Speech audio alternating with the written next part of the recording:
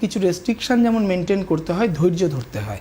তুমি যে কথাটা একটা কথা বললে না, যে মানুষ যদি সঠিক সময়ে প্রতিকার করেন তিনি কাজ পাবেন। তুমি জানো তো, এই যে আমি আজকে রেখেইছি একটা বিষয় যে শনি গ্রহ নিয়ে কথা বলবো।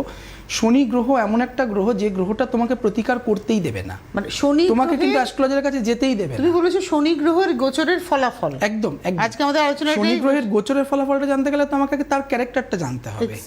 এবং তার ক্যারেক্টার এমন, যখন আপনি দেখবেন আপনার 7.5 চলছে, শনি গ্রহের দশা চলছে, অন্তর্দশা চলছে, বা ধাইয়া চলছে, বা গোচরের কোনো ফল পাচ্ছেন, আপনি শত চেষ্টা করেও আপনি অ্যাপয়েন্টমেন্ট ফিক্সড করবেন। আমার কাছেও এমন হয়েছে, অ্যাপয়েন্টমেন্ট ফিক্সড করেছে, তারা আসতে গিয়ে এত বৃষ্টি মাঝ রাস্তায় আটকে গেল। লাস্ট উইকে আমি হাজরায় চেম্বার করছি, হঠাৎ করে তিনি বললেন যে, ফোন করে বলছেন, দাদা যেতে পারছি না, আমাদের মেট্রোতে একজন সুইসাইড করেছে, আমাদের লাইন ব্লক করে দিয়েছে। মানে বাধাটা দেখুন, আমি কিন্তু সর্বোপরি সবাই বাধা পেলেন, এক্স্যাক্টলি উনি কিন্তু গন্তব্যস্থলে পৌঁছতে পারছেন না, কারণ উনি চেয়েছিলেন যে আমরা এই যে আমাদের অম্বুবাচী গেল, অম্বুবাচী যোগে কাজ করাবো, মানে উনি কাজটা ধরতেই পারলেন না, তো তিথিটা পেরিয়ে গেল, তার অ্যাপয়েন্টমেন্ট রয়েছে, সে পরের চেম্বারে আসবে, তখন কিন্তু অম্বুবাচী অলরেডি চলে গেছে, ওই তিথিটা মানে তার স্যাটিসফ্যাক্টরি তিথিটা চলে গেল না।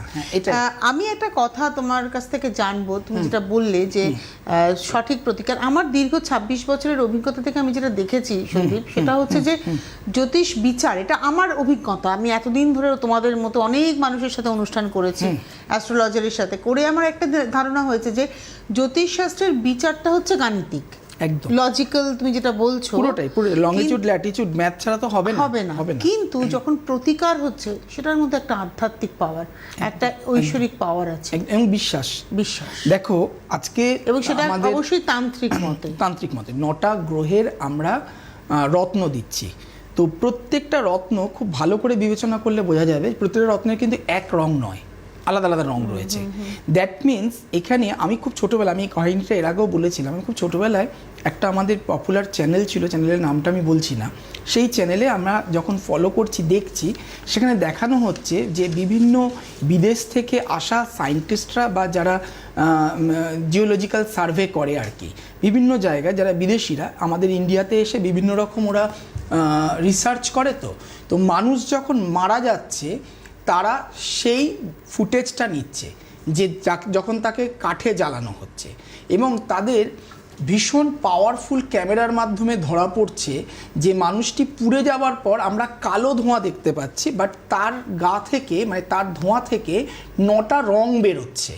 তার মানে আমাদের শরীরের মধ্যে সেই কেমিক্যালগুলো রয়েছে, তার জন্য পোখরাজের রং হলুদ, আপনার শরীরের মধ্যে সেই রঙের খামতি রয়েছে, এবং সেই কারণে আপনার বৃহস্পতি পাওয়ারফুল নয়, নেগেটিভ পাওয়ার দিচ্ছে, এবং তখন যদি আপনি পোখরাজটা পড়েন, ইমিডিয়েটলি আপনার ওই ঘাটতিটা পূরণ হয়ে যাবে।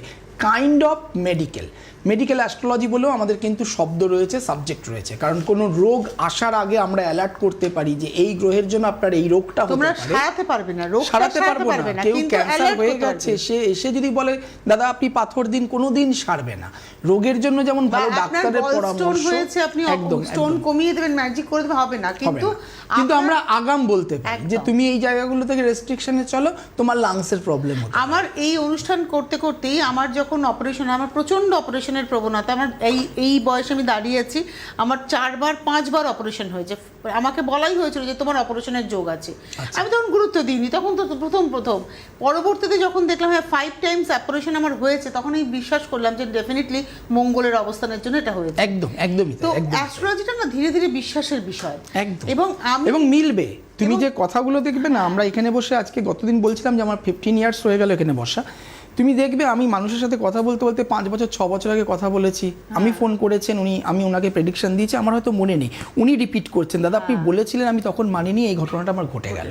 এক্স্যাক্টলি। আচ্ছা।